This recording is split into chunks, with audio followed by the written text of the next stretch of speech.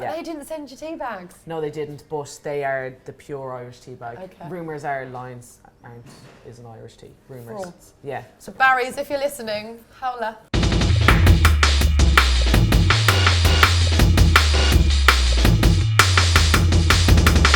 Hello guys and welcome to That's the Tea. I'm Nicole Holliday and today I'm joined by Arsenal and Republic of Ireland defender Louise Quinn and Keiran Theivam from The Athletic. Hello, hello, how are we? Hello. Hello. Hello. How are you? I'm good, how are you? Yeah. Yeah? Yeah, I'm alright. Chilling? Yeah. You don't have a cuppa? This is awkward. who's getting fired. I don't know, I'm looking back here. What have you guys been up to recently? What's been going on? Well, for me, just training. Football? Playing, yeah. Great result at the weekend for us. Puts us in a really nice position. So we're just happy campers going into the start of this week, running into Champions League and the Cup again. Awesome. Keiran, how's it going at The Athletic? Going very well, thank you. Yeah, enjoying it. Still very new for me. Didn't start until the end of August. Obviously, we launched at the start of August. So, real privilege to be able to cover the women's game full time. You know, I've been involved in it since 2009, but very much had to do it as a side project on top of a full-time job fighting crime as the PR and media manager for Crime Stoppers. That is absolutely true. Absolutely true, yeah. That was my full-time job. So I'm like a modern-day Clark Kent. I kind of fought crime during the day and then wrote about women's football in the evenings and weekends. So, managed to quit that job and now writing full-time for The Athletic, which is an incredible opportunity and gives me opportunities to do stuff like this rather than sitting in an office, as I say. Fighting crime? Yeah. Okay, well there's enough people out there doing that anyway. Save the world and all that. Before we get cracking, we need to give a shout out to Monkey, who's been our guest on the past few shows. And she scored in Dulwich Hamlet's 2-0 win on the weekend. We don't have that goal, but we do have one from last weekend. Check it out. Okay, so a quick FAWSL roundup from the weekend. So Everton beat Brighton 2-0. Manchester United beat Reading 2-0. Birmingham City beat Liverpool 2-0. A lot of 2-0s. Arsenal beat City 1-0. Bristol lost to Spurs 2-1, and of course West Ham lost to Chelsea 3-1. So we're going to start with Birmingham Liverpool. Huge 3 points for them, 2-0. I mean, they'll be thrilled with that. They really needed a win, didn't they? Yeah, I think that was it. They just needed to start kicking on. They were such a strong team last year. Always like battling against all the big teams, especially. They were really able to put results out, and so I think for them it's just been a tough transition. They've lost a lot of big players, and then even still kind of maybe transition from their manager, maybe still. But yeah, for them, I think they definitely needed that result and are worthy of that result. Yeah, because that's the thing. They finished 4th last season, but like you just touched upon, I mean, there was a bit of a mass exodus. 8 players left, and big names like Ellen White. I mean, what happened? Keiran, I'm looking at you, Keiran, because I'm like, I feel like you would know with your detective skills. Yeah, I mean, I think it's one of those where if you look at the clubs that those players have gone to, a lot of them have made the step up. I think Birmingham fans won't like me for saying it, and I said it a lot on social media. I think in the time they've been in the Women's Super League, they've almost punched above their weight. They don't necessarily have the budgets that some of the bigger clubs have. They've been able to attract some really good players to that club, but ultimately what you tend to find is those players will move on, and unfortunately for them this season more than any in the past, they had a big overhaul. They've had to try and bring in players and mould them very quickly together to replace those that have departed, and it takes time ultimately, and unfortunately when you lose players like Ellen White, who is obviously joint top scorer at the World Cup, it's very difficult to replace that. Well, what do you think? I mean, what is the solution? What are they going to have to do going forward? I mean, as I say, I think they need to mould the players that they've got. It may well be that they need to bring a little bit more quality in, but ultimately there are only so many players that are out there. I spoke to West Ham manager Matt Beard in the week, and he said that one of the reasons that West Ham have to go and look at the markets overseas, they've got 16 players from abroad, is because the talent pool in England isn't huge. So it's difficult to be able to fill your squad with loads of top internationals.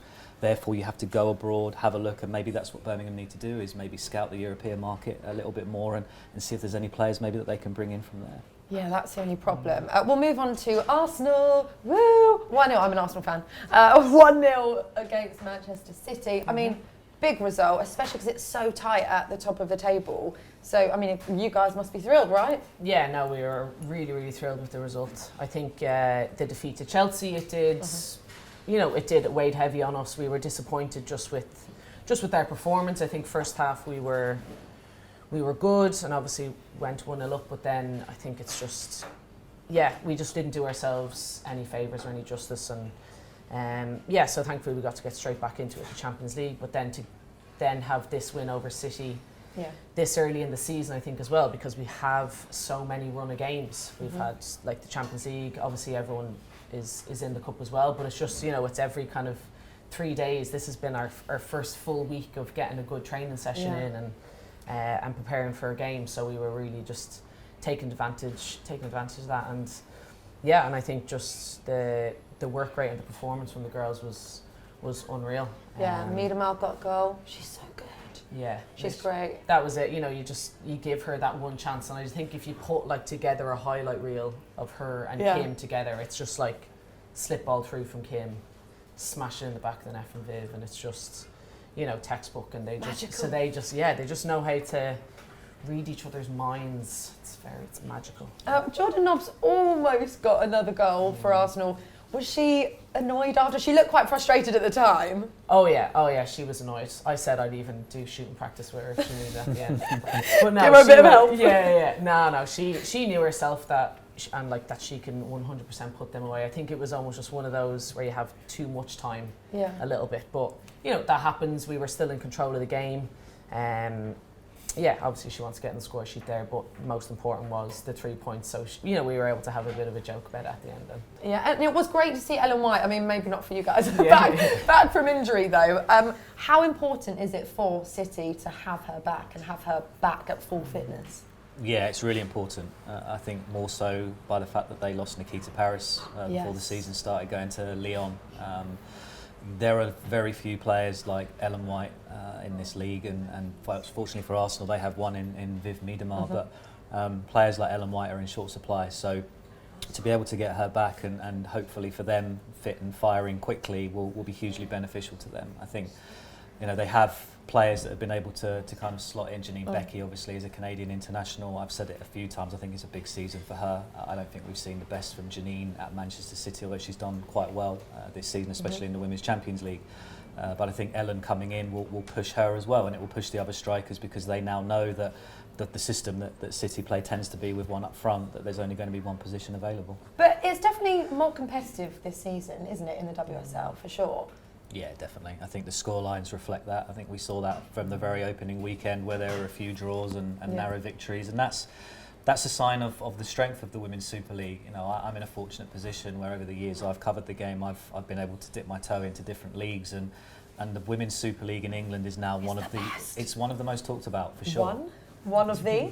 It's definitely one of the most talked about. I think it's definitely, from where it was in 2013 or certainly 2011, when it launched, it's come on leaps and bounds. And now we have, you know, it's the only European league that is fully professional.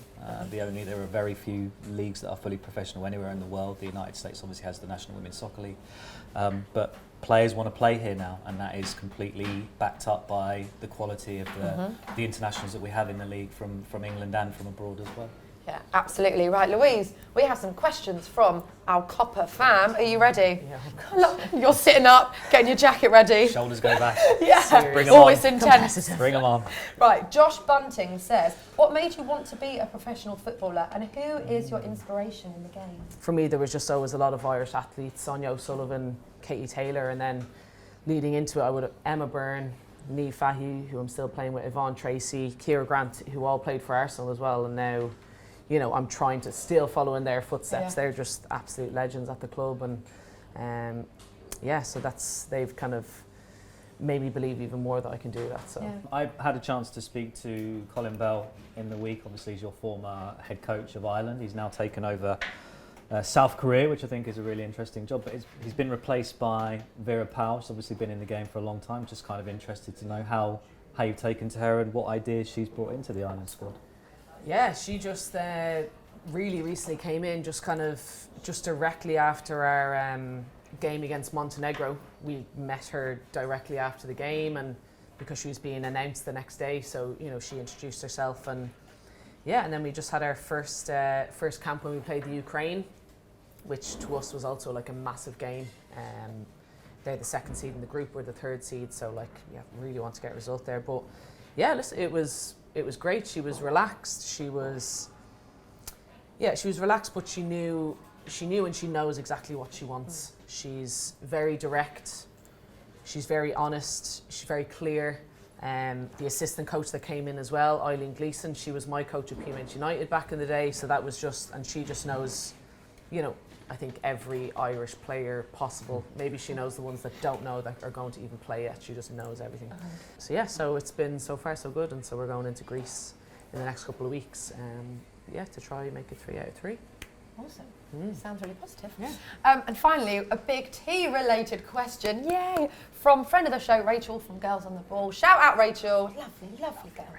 Lovely Rachel. And she says the all-important question: Barry's or lines? So it is controversial. It is. Okay. So I am definitely officially, and will be always a Barry's tea drinker. Right. But Lions did reel me in one time randomly, right? So just on my Twitter, it was when I lived in Sweden. Right. They were like, and I just said I ran out of my Irish tea bags in Sweden. Very hard to get unless you go back to Everton and post them. And I was like, oh, what am I going to do? And then just put like hashtag Barry's or Lions, nothing else. Yeah. Tag no one. Lions sent me tea bags. Wow. Don't know how, they just checked their Twitter, just did whatever. So obviously I got like some love for them, but I think as well it is just Barry's, and that's just the way it is. You're sticking with Barry's. Yeah. But they didn't send you tea bags. No, they didn't, but they are the pure Irish tea bag. Okay. Rumours are Lions is an Irish tea. Rumours. Frauds. Yeah. So Barry's, if you're listening, howler. Send Louise some tea bags. Right, in this next segment, we like to highlight a young player that we think is going to be a star and is doing great things at the moment. And this week, we're going to talk about Leah Williamson, who you must know pretty well. I know Leah a bit. You know Leah. She's a great girl, isn't she? Lovely. She is a great girl. Just Arsenal through and through. Yeah. All the time. Just passionate, talented. Just a good girl. Yeah. Fiery. Love it. Yeah. She's quite a good little DJ, isn't she? She is the DJ. She feels the mood. Do you mean, be it on the way to the bus, after a game, pre-game. She has it. She has the ear. You know what I mean? And she just... Wiki. Wow, never do that again. Did we know that she was going to be a star the moment she scored that penalty to take England under-19s through to the Euros, 5 days after the final whistle? Do you remember that? I do. 2015. Oh, yeah. So anyone who can't remember it or doesn't know, 2015, England under-19s, they're losing 2-1 to Norway. And they get an injury time penalty. Leah steps up, takes it, scores, but then the ref rules it out. Only 5 days later for UEFA to overrule that decision, and then Leah has to take the penalty 5 days after the game, which is weird, mad, weird. And she scores, nailed it. I mean, that would have been a massive moment for her, wouldn't it? At a young age too. Yeah, absolutely. And I remember speaking to her about that at the time, and I think the difficulty for her was, what do you do for those 5 days in between? For starters, they had to wait for the decision to come through, because obviously the referee had made a mistake, and then obviously when it's overturned, you then have all of those thoughts playing through your mind of, how am I going to even begin to think about taking this, and what do I do? Do I go the same way? Do I go a different way? You know, everything is essentially riding on me. So I guess normally with a penalty, you have a couple of minutes to think about what you're going to do. She had a couple of days, I don't know how she did it, but Louise will know better than me, but I think that shows Leah's mentality. Yeah, and maturity, right? Yeah, absolutely. Yeah, that's it. Like you never kind of, I think it's also why football is great. There is no ages in football. Yeah. Like, you don't think about how kind of, how young or maybe how old someone is or whatever. But she's just such a mature, just wise head on young shoulders. Do we think she could be a future England captain? Yes, definitely. Yeah. I've said it to her before, and I think that is highlighted by, as we've already discussed, the maturity that she has at such a young age. Yeah. She is, I'm certain, one of the leaders in that Arsenal team, even at such a young age. I think she was primed to be a captain from starting out, and I think it will just be a matter of time. But there are other players in that England squad as well who I think are capable of taking on the captain's armband. Kira Walsh, who is really good friends with Leah. Yeah. I think she's another one. I think it's probably between those two as to who might replace Steph Houghton as captain when that time comes. Yeah. Them two are really close, but they're like little manics together. When I had to interview them at points in the summer, and I was just like, oh my God, you're both mental. But it's great, isn't it? Like when, especially you'll know when you're interviewing players and meeting them, and like everyone's got so much personality, it makes it so much better, so much more fun, doesn't it? Let's move on to the Champions League. So we've got the second leg of the round of 16 coming up this week. Obviously, in the first leg, Arsenal beat Slavia Prague 5-2? Yep. 5-2, what a great score. City will be playing Atletico Madrid. They drew 1-1, so that'll be a big game for them. Of course, a team that everyone will be watching is Lyon, currently retaining the Champions League title. They are so good. They've scored 20 goals in 3 Champions League games so far, which is quite mad. Yeah. We managed to catch up with star striker and current Ballon d'Or holder Ada Hegerberg.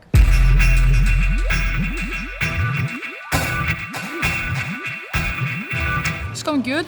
I think we've had a fresh start. Had a tough result now in the weekend, to be honest. We drew against Dijon away, which we were not allowed to do. So it basically gave us a little slap in the face. And I always keep telling myself that when everything goes well, you can be even more self-critical with yourself and pick even more on details, and it's much easier to do it as well. If not, you're gonna one day maybe get a smack in the face, you could say, like we did against Dijon. So it's all about standing together as a team, I think. Bounce back with a win again this weekend and win every game we face up on. And we are capable of doing it. We just need to keep on working hard.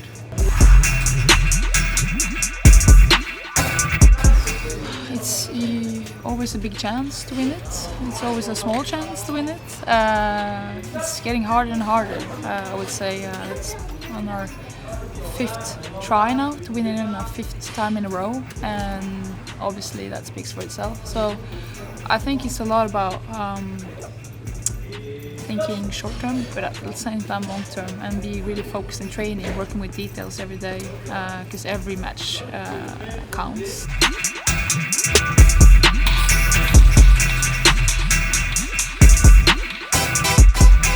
Really happy for everyone being nominated. I think that's a huge motivation boost to keep going and to keep pushing the team forward as well. So big thing for the club and for the team. Right, so Ada will of course be defending her Ballon d'Or crown. A lot of interesting nominees. Do you think the fact that she wasn't out in the World Cup will have any impact? I think it's just such a mix. Some you can say are completely based off the World Cup, and then obviously for a player like Ada, it is purely club. Yeah. So it's you just want to be able to find that balance of both, and that's why obviously delighted that Faiv is in there. I think she has had the balance of both. And, exactly. A great World Cup, breaking goal scoring records, and then breaking goal scoring records in the league as well. So she has that, brilliant balance. But you do have to look at both. There's the likes of obviously Rapinoe as well. Incredible World Cup, but how much club has she played? Well, exactly, and same with Alex Morgan. I mean, we need to give a little shout out to Alex Morgan, who is expecting a baby girl, I think she announced, this year. Oh, no, next year. God, that would have been a really, really quick pregnancy. So congratulations, Alex. That announcement, did you see it? It was really cute on Instagram. Yeah, I did see it, yeah. Proper, professional pictures. It's like fair play. But her and Megan Rapinoe haven't been great in the NWSL, really. They've not scored. I think they've both played 6 games, haven't scored any goals. Obviously, great World Cup. Yeah. But, is that fair? How are they judging this? This is what it's really hard to understand, Keiran. It is hard, and maybe I can give a little bit of insight, not with the Ballon d'Or, but I had a 6-month consultation contract with FIFA, and towards the end of that, I actually helped them put together the FIFA best long list. I put a long list of players together with a number of other FIFA internal members of staff did before I make it goes. the list? So You were just off. Keiran. Just off. I wanted that's you on. I wanted you on, but they couldn't agree. Yeah, sure. But when you're looking at the number of players who have performed over the course of the year and the time period that they tend to look at, there's a lot, and it's very, very difficult. And there were some players that I can't obviously, for obvious reasons, say who they were, but there were players that we really had to mull over. And I think if you thought about those players that you've already, that people have already thought about, they wouldn't be far off. With Alex and Megan, I agree. Barely played any domestic football, and I think you should be judged personally on your performances across both international and club. That's something I'm really keen on. Unless you play for a big country in a major tournament, it's very difficult to get that recognition. And one of Louise's teammates, Denise O'Sullivan, has had a phenomenal year for the North Carolina Courage. I haven't seen as much of her for Ireland, and the reason I haven't seen as much of her for Ireland is because unfortunately at the moment they haven't qualified for a major competition. But if they had, Denise would be up in the conversation as well. The competition now around the world is so fierce. For so long it was the same names that were constantly being nominated for these awards. You could guarantee that Marta would be on the list every single time. Yeah. And I think that almost came down to reputation. Yeah, but this is what annoys me a little bit. She's obviously amazing. Yeah. But it does come a point where it's like, is it just because it's a name? Everyone knows Marta. The biggest problem that we have, and it is getting better, is accessibility and visibility. Yeah. So someone like Marta is well known to those in countries that maybe the women's game is a lot smaller, or in some cases is almost non-existent. Yeah. When it comes to voting for these awards, especially when in the FIFA Best, the coach of the national team and the captain of the national team have a say, and I can guarantee that a lot of those people have barely seen any of these players that are up for voting. So they will go with the most recognised player and the one that they're most familiar with. So you're absolutely right. A lot of the time, unfortunately, the right player isn't winning these awards. And it's, as I say, it's because of visibility and accessibility. A lot of these players are not being seen by enough people. What about Sam Kerr? Surely she is a strong contender, right? She's so good. Yeah, she should win it, if I'm being honest. Do you think? I think when you look at the last year that she's had, she was top scorer in Australia, followed by top scorer in the NWSL this year. She got the league MVP. She helped her team get to the NWSL Championship final. She scored goals at the World Cup. I don't think there's really anyone that can challenge her in terms of achievements this year. Could we see her coming to the WSL anytime soon? Rumour mill floating about, Keiran? It's possible. Did you say God? No, I said go on. Oh, spill the beans. God, that's Sam. It's definitely possible. I think it's almost certain that she's going to come to Europe. Yeah. The head of the W League down in Australia has already pretty much confirmed that she's not going to be re-signing with Perth Glory. Now Chelsea are the club that are being linked with her in the WSL. Okay. But my understanding as well is that Paris Saint-Germain are also interested. So I think there could be a little bit of a tug-of-war, but you never know. There could be some other clubs that come to the forefront if they know that she's potentially available. What about Arsenal? There's no room for her. That's I have no idea. idea. Do you drop Viv? Do you drop She's Viv? just one of those. That would be. I know. She's just one of those players though that I would love to play, who I haven't played against because we've never, as an Irish team, never played Australia, and then obviously in that. So like, she's one of those strikers that I would love to play against, to act, to really see what it's like, because you see it and she delivers, and the amount of goals scored, everything is unreal. So like, for me, I'd love to see her in this league, completely, totally.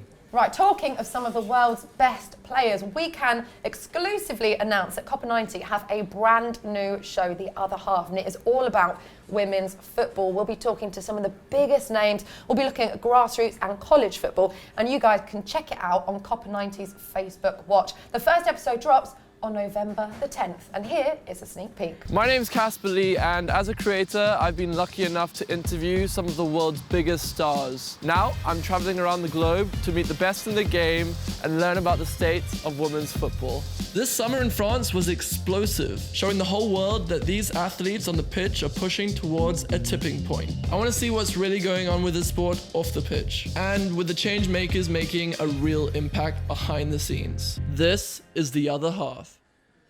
Right, let's move on to the NWSL. So obviously we had the playoff final. North Carolina Courage beat Chicago Red Stars 4-0, and here are the highlights. Here's Lynn Williams, leading scorer this season for North Carolina, and leading the way down the field.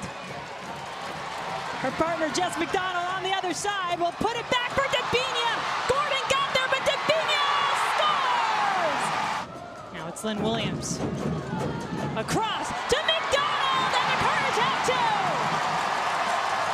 two! Dabinia, Mewis happy to run onto the ball and give it right back to the Brazilian.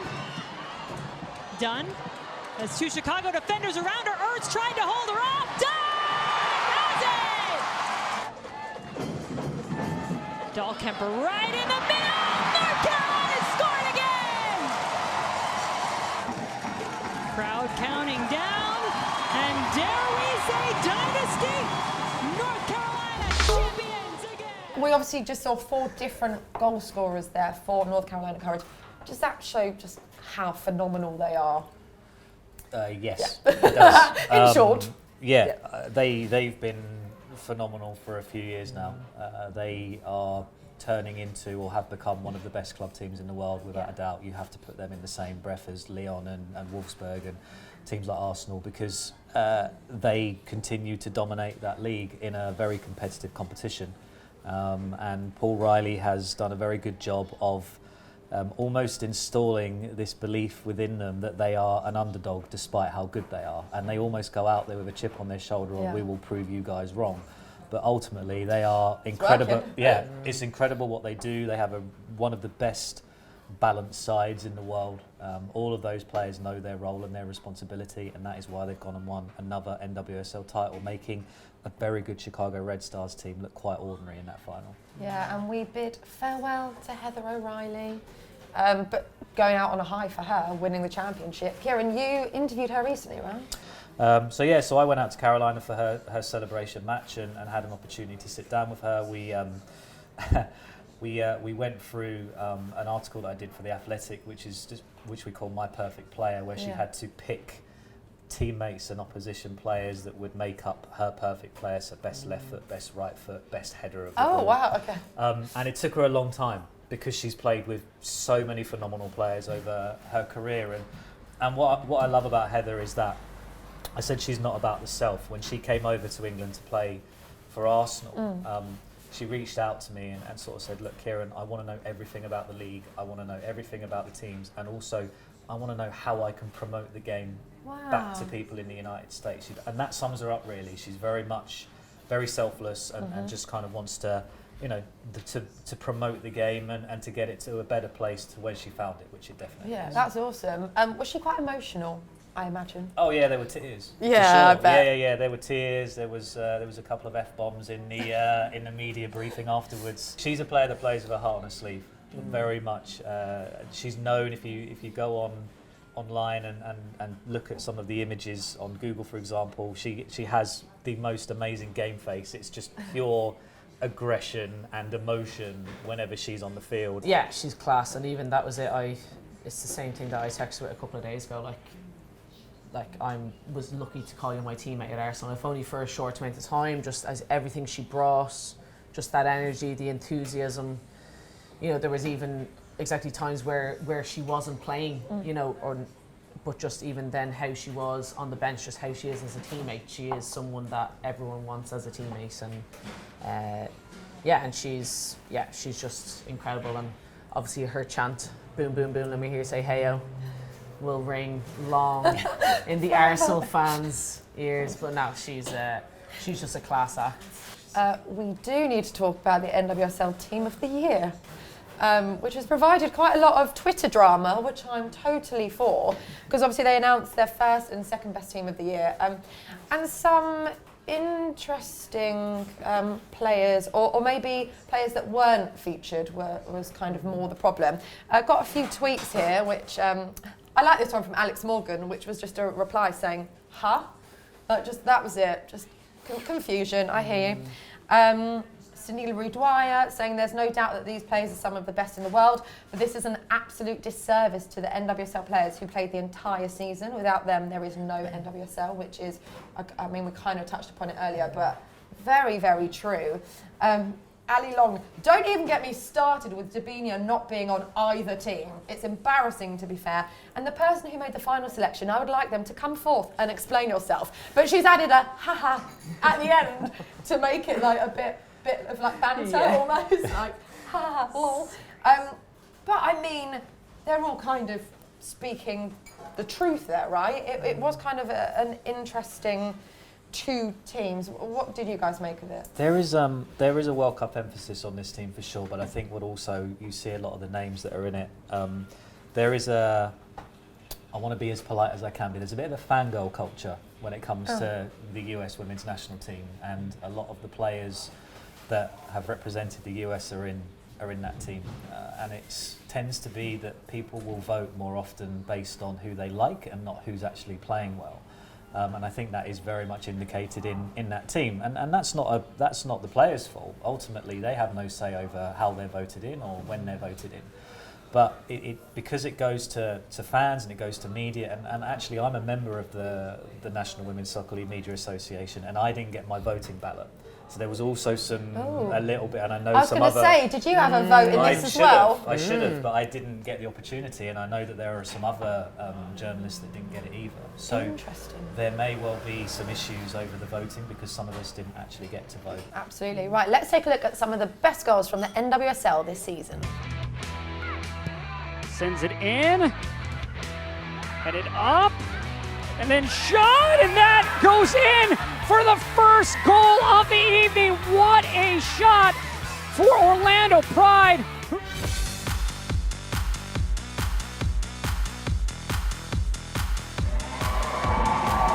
Rodriguez turning on the Jets.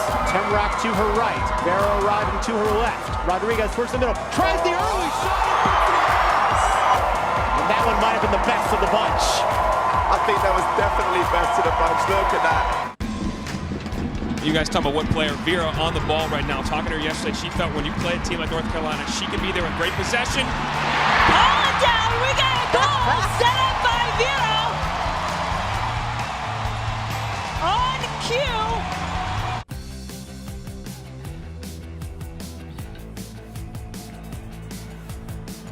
cue. Goes towards the left side. Nash desperate for a goal. The shot! They find one! 94th minute goal. It's not over yet. Oh, high. Fantastic individual effort by Ohio. Ford going across, and then somehow that's going to find the back of the net. Great driven ball across. Tobin just did a little fancy touch with the back of her, inside of her right foot behind her back leg. Okay, we want to know which goal is your favourite, so head over to our Facebook group, Football is Football, and cast your vote. Don't know why I did a weird dance there. Anyway, little shimmy. Guys, that is all we have time for. Devastated. Can you look more upset, please? No, Louise? it is, and We've run out of tea. Run out of tea. Show's over. Okay, we will see you guys back here after the next round of FAWSL fixtures, and it is Women's Football Weekend that weekend on the 17th of November, but they're all being played on the Sunday, which is a bit annoying, but it's huge because there are 3 games being played in the main stadium, so Anfield, the Amex, and Tottenham Hotspur Stadium, and 2 derbies in that. You're going to be playing at Tottenham Hotspur Stadium. Yeah. How are you feeling about that? That's going to be massive. Nice, yeah. It's a spectacular stadium, derby. It's going to be good. Yeah. We hope to, just pack it out. Get that away. Yeah, get I that can't away. wait to see it. I think it's going to be an awesome weekend. But it's been lovely. Can you tell the guys at home where they can find you on social media? Yeah, so I'm on Twitter and Instagram. My Twitter is Louise_Quinn4, and then Instagram is just Louise Quinn4. Awesome. Easy. Keiran? I use Instagram, but I'm really boring on it. Twitter is where you can normally find me. So I'm on @Keiran Theivam, which is KIERS Lovely, perfect. So make sure you join in the conversation. You can tweet us @Copper90 and join the Facebook group Football is Football. Leave your comments there because we want to feature them in the show. But for now, that's the tea.